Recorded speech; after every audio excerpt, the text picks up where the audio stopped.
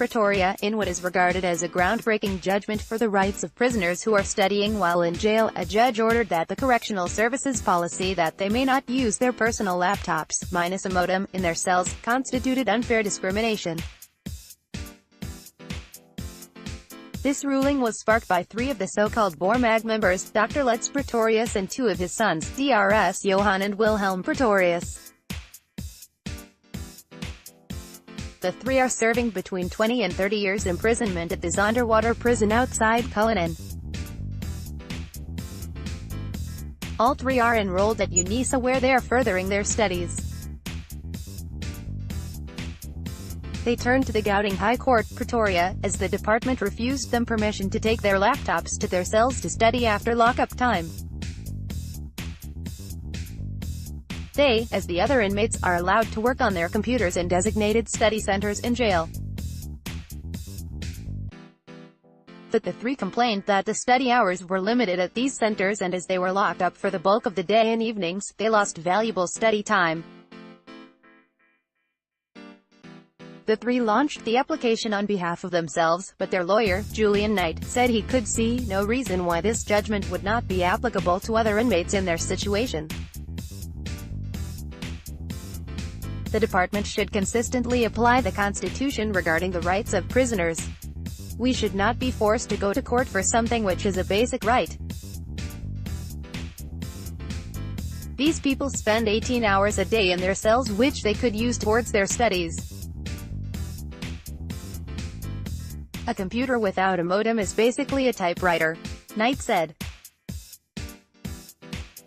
Also read, Boeremag leader has been communicating with sympathizers. MPs told the department refused inmates the right to take their laptops with them to their cells, as they said it posed a security risk. Apart from mentioning an instance where a computer containing pornography was once found inside the cell of an inmate, the department could not give a single example of a computer posing a security risk.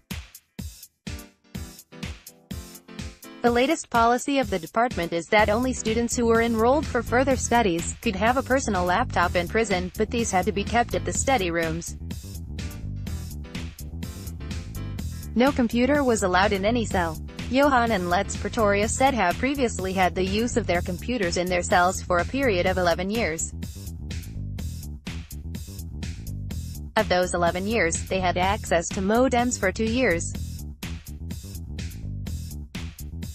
Zonderwater now decided to enforce the policy of no computers in any cells. The Pretorius family said they have in 2 months lost 52 hours of study time due to the fact that they could only use their computers when the study center was open in the mornings.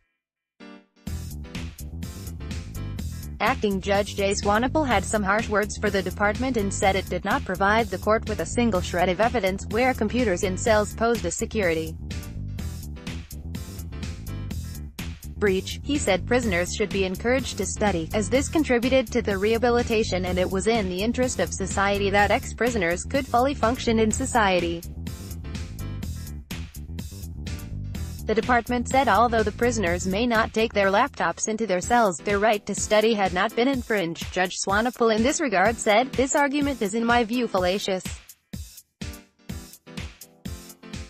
The applicants have the right to study as much as they please. This right is being limited by the policy." He further said the department have instituted a policy that limits the basic rights of these applicants. Judge Swanepoel said if he was asked to declare this policy inconsistent with the Constitution, he may well have done so. He further lashed out at the department for telling the court that the Pretorius family had no right to turn to court as they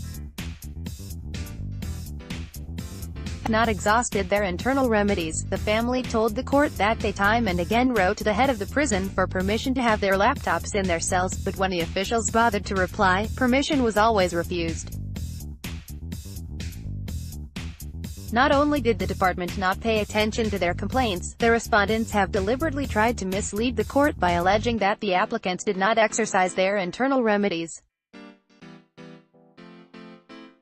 Blatantly misleading allegations have no place before courts.